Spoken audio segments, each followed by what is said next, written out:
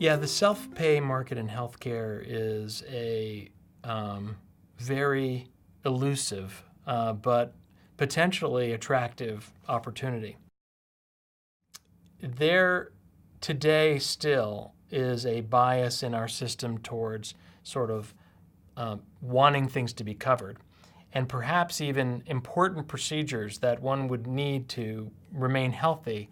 If they weren't covered, a person might consider not having them, even if it was affordable for them to have them. So there's a cultural element to self-pay that needs to absolutely be considered. If it's something that you expect your insurance company to cover, it almost prevents people from paying themselves for it.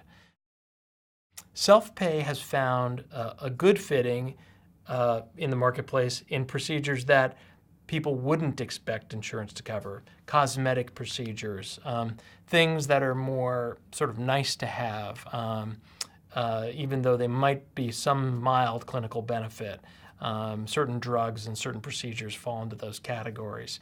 But ever increasingly, I think that there will be a opportunity for what we might call, let's say, consumer med types of opportunities, which really don't fall into traditional therapeutic categories, but improve quality of life through one means or another. Perhaps something like a fitness tracker would be in that domain.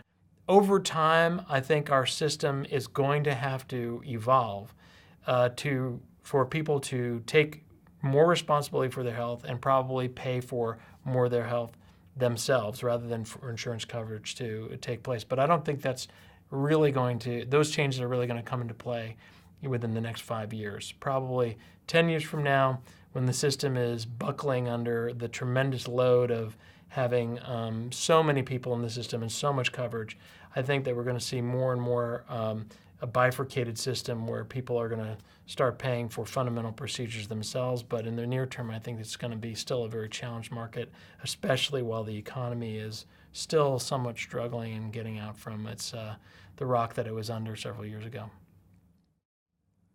My advice for any innovator that is looking to bring a self-pay technology forward is to think like a consumer company thinks and understand trends, understand your target customer really well, and test. Test your concept when it's early, test it again once it has some form, test the way you're going to talk to the customer, test the pricing, et cetera, et cetera, et cetera.